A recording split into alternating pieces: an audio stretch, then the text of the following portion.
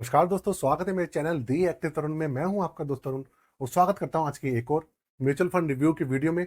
आज का जो फंड होने वाला है वो है हमारा डिफेंस सेक्टर का पहला फंड, जो कि आता था हमारा एचडीएफसी म्यूचुअल फंड हाउस की तरफ से। अब ये जो फंड है इसके अंदर जो इन्वेस्टमेंट है फिलहाल एचडीएफसी ने रोक दी है, लेकिन हो सकता है जल्दी एसआईपी जो है दोबारा से शुरू कर दे। वैसे उन्होंने ऐसा कुछ अनाउंस करा नहीं है कि वो एसआईपी चालू कर देगा, लेकिन उम्मीद है कि वो एसआईपी जल्दी ही चालू कर सकते हैं।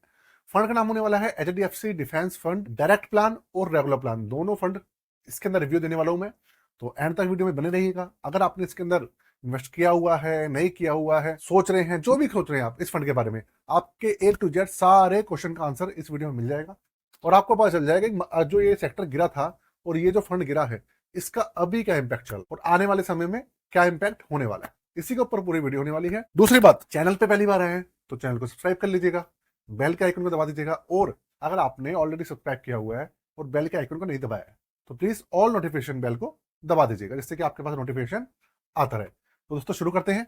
फंड का पूरा नाम है एचडीएफसी डिफेंस फंड, जो कि देखिए डिफेंस सेक्टर का पहला और सबसे पहला और नंबर 1 फंड तो आप नहीं कह सकते क्योंकि अब इसको 3 स्टार रैंकिंग है, लेकिन अगर रिटर्न्स के हिसाब से देखें तो यही नंबर 1 है, क्योंकि अभी डिफेंस सेक्टर के अंदर 4 फंड है।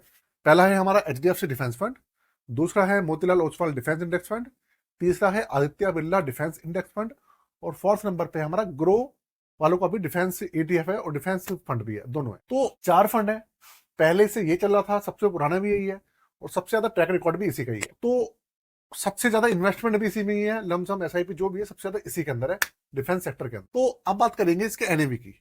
एनएवी अभी की डेट में जो चल रहा है, दिसंबर मतलब 24 दिसंबर है, 24 दिसंबर को 21 रुपए 75 पैसे पहुंच गया। बात करें अगर इसके कितना गया था, ये 25 रुपए के आसपास पहुंच गया था इसका एनएवी, लेकिन जब डिफेंस सेक्टर जब डाउन हुआ तो उसके डाउन होने की वजह से इसका जो एनएवी था 21 रुपए 75 पैसे पे आ गया।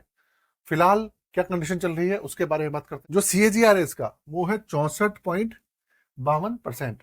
इसकी जो लॉन्चिंग डेट है वो है 2 जून 2013, तो 2023। तो इसका मतलब ये हो गया कि तकरीबन आप मान लीजिए कि जून जुलाई अगस्त सितंबर अक्टूबर नवंबर दिसंबर, 1 साल 7 महीने के आसपास, कुछ 7वां महीना चल रहा है, 1.5 साल ला लीजिए। 1.5 साल इस फंड को हो चुके हैं, 18 महीने हो चुके। 18 महीने में इसका जो सीएजीआर निकल के आया है 64.52% आया। एक टाइम था इसका जो सीएजीआर था वो 125% चल रहा था या 120% से ऊपर, लेकिन अब जैसे वो मार्केट गिरी, गिर गिर के जब एवरेजिंग हुई तो अब ये 64.52% पे आगे चलते हैं। रैंकिंग इसकी मैंने बता दी आपको, 3 स्टार की फिलहाल चल रही है, वो भी इंडिपेंडेंट वेबसाइट्स ने करी है। बड़ी रैंकिंग वेबसाइट्स जो हैं, वैल्यू रिसर्च, मॉर्निंग स्टार और आपका क्रिसल, इन्होंने अभी रैंकिंग नहीं दी। बात करेंगे इसके पिछले 1 साल के रिटर्न की, वो है 45.32%। ये भी 100% के से ज्यादा था, ये भी घट के 45% आ गया। बात करें इसके टोटल ओवरऑल रिटर्न्स की, तो देखिए ओवरऑल रिटर्न जो है इसका 1 साल में आपको मिला है, पिछले 1 साल में 45%, पिछले 6 महीने में माइनस में 9% है, माइनस में 9%, पिछले 3 महीने में माइनस में 2% है, और पिछले 1 महीने में पॉजिटिव आना शुरू हो चुका है, वो है 4.51%, मतलब 4.5%। पिछले 1 महीने में पॉजिटिव नेगेटिव सब होने के बाद 4.5% पॉजिटिव। अब बात करते हैं इसके हमारे जो बेंचमार्क है इसका, वो कौन सा है, वो है Nifty India defence. Nifty India defence है, और इसके पोर्टफोलियो की अगर मैं बता दूं आपको तो इसके पोर्टफोलियो में टोटल 21 स्टॉक्स हैं। पहले 22 स्टॉक्स थे, अब एक कम हो गया है, और इसको फंड मैनेजर के द्वारा संचालित किया जाता है। पूरा ऑपरेशन एक्टिव फंड है और फंड मैनेजर के द्वारा ही मैनेज किया जाता है। और इसके अंदर टोटल जो है आपके 21 स्टॉक्स हैं। बात करें कौन कौन से स्टॉक्स है, भारत इलेक्ट्रॉनिक्स है, HAL है, उसके बाद BEML है ना, और सोलर एनर्जी है आपका, Astra Microwave, L&T, Premier Explosive, MTAR, Avalon, InterGlobe Aviation, the Anup Engineering, Power Mech Project, JNK India, Techno Electronic और इंजीनियरिंग, ये सारी कंपनीज है। 99% पैसा इक्विटी के अंदर लगा हुआ है, ये इसका पूरा का पूरा पोर्टफोलियो है।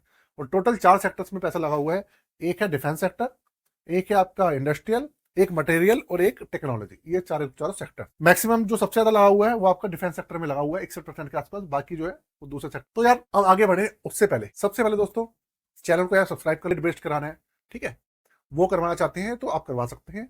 डिस्क्रिप्शन में व्हाट्सएप नंबर है, वहां पे जाके आप कॉन्टेक्ट कर सकते हैं, अपनी रिक्वेस्ट डाल दीजिएगा, उसमें स्टेप्स लिखे होंगे। आगे चलते हैं। एक्सपेंसिव रेशियो जो है इसका वो है 0.73%, काफी कम ही है, 0.75 से कम है, तो ठीक ठाक है।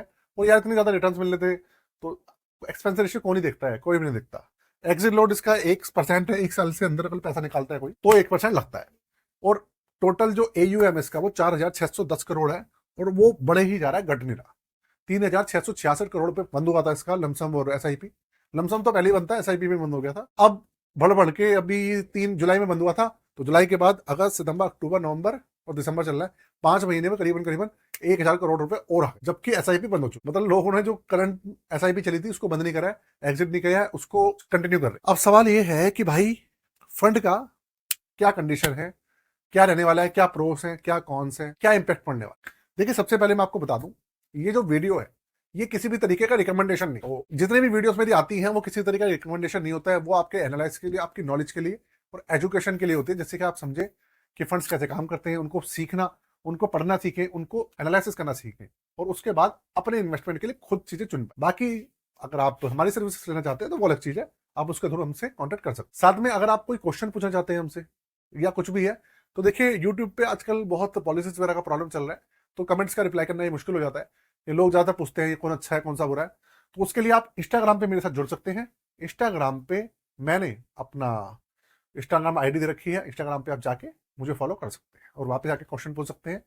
और साथ में जो मेरा फेसबुक पेज है उस पर भी जुड़ सकते हैं, वहां पे कॉन्टेक्ट मेरा। साथ में दोस्तों अब बात करें इसके फ्यूचर प्रोस की और कॉन्स की, तो देखो यार कॉन्स जो है ना इसका वो ये है कि सेक्टर बहुत गिर चुका है। एक सेक्टोरियल फंड है, इसकी वजह से अभी सेक्टर डाउन चल रहा था, मार्केट डाउन थी, सेक्टर डाउन था, इसलिए डाउन चला। जितना सेक्टर गिरना था ऑलरेडी गिर चुका है, अब सेक्टर नहीं गिरेगा। अब जितनी भी है मार्केट जो गिरी हुई है उसकी वजह से ये फंड जो है फंसा हुआ। अब जैसी मार्केट उठेगी, अभी आपने देखा भी पीछे मार्केट 2 हफ्ते उठी थी तो अच्छे रिटर्न दे दिए थे, 15% के रिटर्न निकाल दिए थे, मतलब 14-15% पॉजिटिव में रिटर्न दे दिए थे। लेकिन अब क्या है, मार्केट अभी फिर से डाउन हुई है, तो भाई फिर से डाउन तो हो गई होगा। तो अब जो भी है मार्केट के ऊपर, जैसी मार्केट रिकवरी करेगी पूरा फंड रिकवरी। नेगेटिव यही है कि सेक्टोरियल फंड है, सेक्टर में भाई ऊपर अप एंड डाउन चलते रहते हैं, इसलिए प्रॉब्लम रहती है। दूसरा एक्सपेंस रेशियो थोड़ा सा हाई है, नया फंड है, और इसके अंदर आप जाते हैं तो आपको पास्ट रिकॉर्ड देखने को नहीं मिलता। ये इसके कौन से प्रोज की बात करूं तो प्रोज यार ये है कि रिटर्न्स इसके बहुत ही बेहतरीन है, पहले से आते। दूसरी बात, पिछले 1 साल के अंदर भी काफी अच्छे इसने मतलब करिश्मा करके दिखाया है।